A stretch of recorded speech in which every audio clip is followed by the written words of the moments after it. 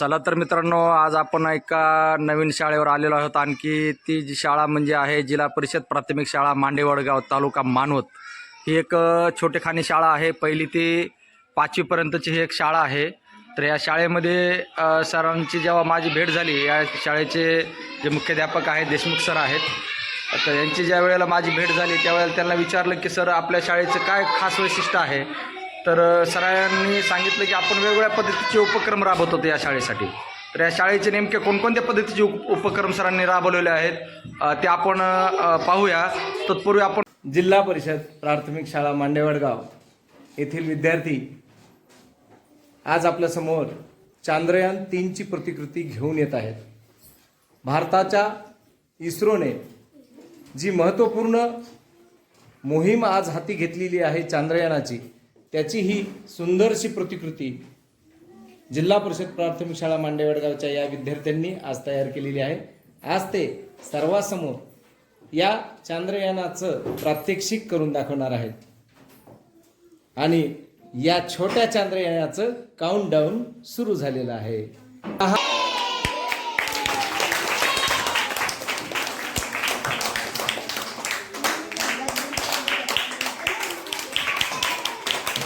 भारत माता की, भारत माता की, वंदे वंदे.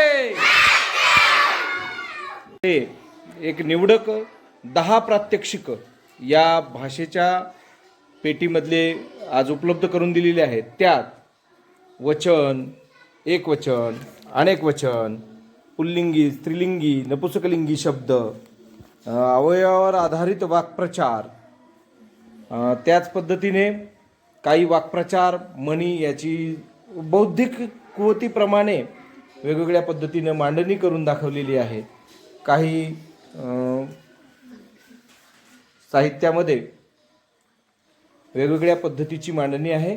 तसेच जोड शब्द हा एक विद्यार्थ्यांसाठी खूप मोठा तक्ता आणि छान वाचनामध्ये संदर्भासहित वाचनासाठी उपयुक्त असलेले जोड शब्द अशी रचना इथं केलेली आहे. विरुद्धार्थी शब्दाच्या कळा अ लावून, उपसर्ग लावून, वेगवेगळे उपसर्ग लावून होणारे विरुद्धार्थी शब्द याची पण बाब आपल्याला इथं दिसून येत आहे. त्या पद्धतीने इयत्ता 3च्या गणितातील कालमापन या सदरामध्ये गणित पेटीतील शैक्षणिक साहित्याचा उपयोग करून ही मुलं वेळ सांगणार आहेत. तुमच्यासाठी दर्शवण्याची वेळ आहे 8:25. 8:25 हा वेळ करून दाखवत आहेत. प्रत्येकचा हा वेळ बरोबर आलेला आहे. त्यासोबत शिवाजी महाराजांच्या राज्याभिषेकाला 350 वर्ष पूर्ण झालेली आहे. त्याचे औचित्य साधून छत्रपती शिवाजी महाराजांच्या इतिहासातील वेशभूषा अंगीकारून मांडेवडगाव शाळेची ही मुलं देवीकडे मार्ग प्रस्थान करत आहेत. वाटेमध्ये जंगमवाडी येथे स्थित असलेलं हे महादेवाचं मंदिर, यामध्ये छत्रपती शिवाजी महाराजांनी जी रायरेश्वराच्या मंदिरामध्ये स्वराज्य स्थापनेची प्रतिज्ञा केली होती, त्याचा देखावा ही मुलं सादर करत आहेत. छत्रपती शिवाजी महाराज की जय, छत्रपती शिवाजी महाराज की जय, जय भवानी, जय शिवाजी, जय भवानी, जय शिवाजी.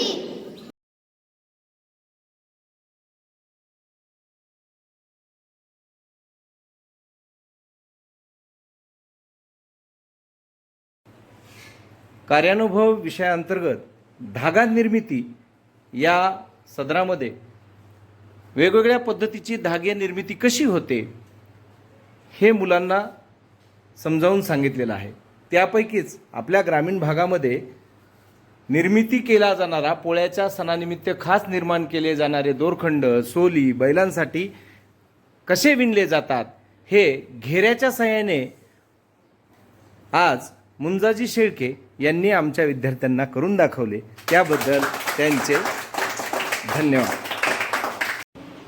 जिल्हा परिषद प्राथमिक शाळा मांडेवडगाव येथील शालेय ग्रंथालय ज्ञानज्योती सावित्रीबाई अभ्यासिकेमध्ये महाराष्ट्र शासनाच्या सध्या चालू असलेल्या महावाचन चळवळ या उपक्रमांतर्गत हे विद्यार्थी शासनाने उपलब्ध करून दिलेली सर्व पुस्तके वाचनामध्ये मग्न आहेत. या पुस्तकाच्या वाचनासोबतच ते या पुस्तकाची परीक्षणसुद्धा करतात आणि पुस्तकातील महत्त्वाच्या गोष्टींची नोंद करून घेतात. सारे वाचूया.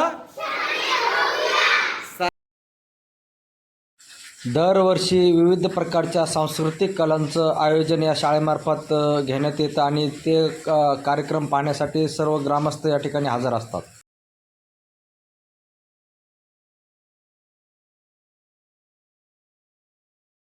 ग्रामीण अस्मिता जपण्याचं पुरेपूर काम या शाळेमार्फत केलं जातं. अशा पद्धतीचा हा उपक्रम या शाळेमध्ये राबवला जातो.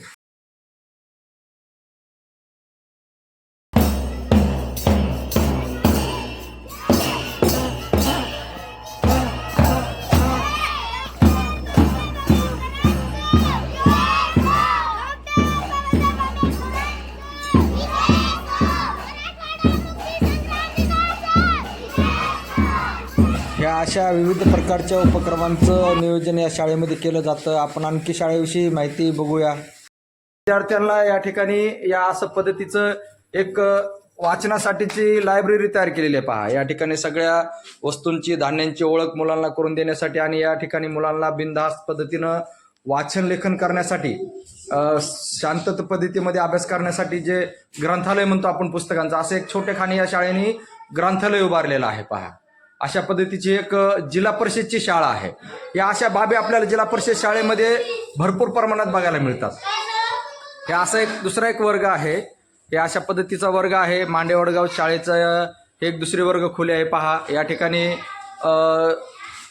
श्री राज्याभिषेक शक्य 350 अशा पद्धतीचं एक बॅनर लावलेलं आहे शाळेने. हे अशा पद्धतीचा वर्ग आहे. पहा, आपण हे बघू शकतो. आपण या वर्गामधले हे अशा पद्धतीचे विद्यार्थी आहेत. सगळे विद्यार्थी हे उपस्थित असतात. या शाळेचं खास वैशिष्ट्य म्हणजे या शाळेचे विद्यार्थी हे एकही अब्सेंट न राहणारा विद्यार्थी या शाळेमध्ये बघायला मिळेल आपल्याला.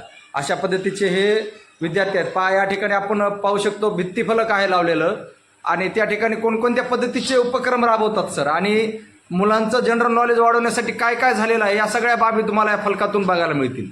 हे विद्यार्थी रोज याचं वाचन करतात आणि याकडून प्रेरणा घेतात.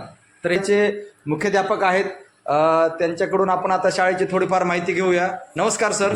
नमस्कार. शाळेबद्दल काय सांगता येईल सर आपल्याला? एक ग्रामीण दुर्गम भागामधली असणारी ही मांडेवडगावची जिल्हा परिषद शाळा अतिशय चांगल्या पद्धतीने या ग्रामस्थांच्या मदतीने आम्ही चालवत असतो. गावाचं पूर्ण सहकार्य शाळेसाठी आहे आणि तशाच पद्धतीचं हे जे बालमित्र आहेत यांचंही सहकार्य शाळेला नेहमी लाभतं. एक रात्र अभ्यासिकेसारखा उपक्रमसुद्धा आमच्या शाळेमध्ये चालतो. गावाच्या सहकार्यानं ही जी यंत्रणा तुम्हाला दिसते, याच वर्गामध्ये रात्री काही मुलं अभ्यासिकेला येऊन बसतात आणि त्याचा उपयोग या मुलांचा चांगल्या पद्धतीने होतो. अभ्यास गटामधून या मुलांचं ज्ञान जास्तीत जास्त वृद्धिंगत करण्यासाठी आम्ही नेहमी प्रयत्नशील असतो. त्याच पद्धतीने प्रशासन आणि वर्तमानपत्रामधून वेगवेगळ्या पद्धतीनं आमच्या शाळेची दखल घेतलेली जाणून येते. या इथं तुम्हाला दिसेल की शिक्षण मंत्र्यांकडूनही आमच्या शाळेचं कौतुक एका चांद्रयानाच्या मोहिमेच्या अंतर्गत झालेलं आहे. दरवर्षी एक इंद्रायणीच्या जवळच परिसरात असलेली इंद्रायणीचा माळ दरवर्षी षष्ठीच्या दिवशी एक शैक्षणिक सहल या इंद्रायणीच्या माळावर आमच्या शाळेच्या अनेक दिवसापासूनच्या उपक्रमामधून होतं. त्यामध्ये आम्ही शाळेच्या भोवतालचा परिसर, या भागातल्या सर्व परिसराचं ज्ञान या मुलांना देत असतो. माझा दुसरा एक असा प्रश्न होता की जिल्हा परिषदच्या शाळा येणाऱ्या काळामध्ये अविरतपणे चालू राहिल्या पाहिजे, टिकल्या पाहिजे, याच्यासाठी तुम्हाला काही इतर शाळांना संदेश देता येईल?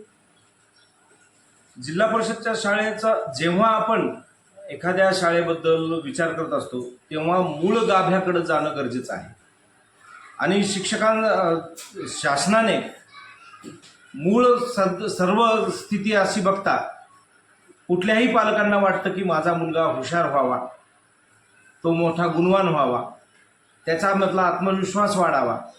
आत्मविश्वास तर आमच्या शाळेतल्या मुलांचा वाढतोच. एव्हाना जिल्हा परिषदच्या शाळेच्या मुलांचा आत्मविश्वास परमोच्च स्थानी असतो.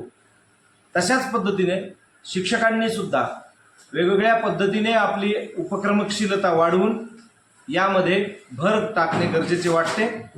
जिथे गुणवत्ता असते, या शाळेचाच उदाहरण द्यायचं झालं तर 5 वर्षापूर्वी 27 पट असणारी शाळा जवळजवळ 52 पटापर्यंत आहे.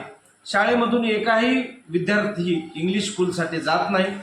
तर ते श्रेय पालकांचा संवाद, शिक्षकांचा त्यांच्याबद्दलचा असलेला स्नेह, शाळेबद्दलची गोडी वाढवण्यासाठी केलेले प्रयत्न शासनाच्या वतीने, शिक्षकांच्या वतीने आणि ग्रामस्थांच्या वतीने हे फलद्रूप ठरतात. आणि मला तरी वाटतं की ज्या गावामध्ये जो सर्वात मोठा वर्गाचा शाळा आहे त्या वर्गापर्यंतच्या विद्यार्थ्याला बाहेर जाण्याची गरज पडू नये इतकं चांगलं स्वरूप या शाळेचं गावकऱ्यांचं, शालेय व्यवस्थापन समिती, प्रशासन या सर्वांनी निर्माण केलं पाहिजे. तर जिल्हा परिषदच्या शाळा चांगल्या पद्धतीने टिकतील. आणि तोच एक सोपा उद्देश घेऊन माझ्या गावातली 5वी पर्यंतची शाळा आहे, तर 5वी पर्यंतचा एकही विद्यार्थी बाहेर नसावा एवढी गुणवत्ता देण्याचा सोपा प्रयत्न मी करत असतो. आणि तशाच पद्धतीने गुणवत्ता आणि विद्यार्थी संख्या टिकवण्याचा प्रयत्न करतो.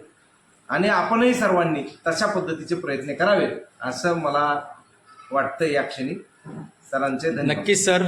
नक्कीच सर, तुम्ही हा अमूल्य दिलेला सल्ला इतर शाळा पण नक्कीच अंमलात आणतील अशी अपेक्षा व्यक्त करतो. आणि तुम्ही आम्हाला एक तुमच्या शाळेबद्दल जे काही गोष्टी सांगितल्या त्याबद्दल तुमचं मनापासून धन्यवाद व्यक्त करतो. धन्यवाद सर.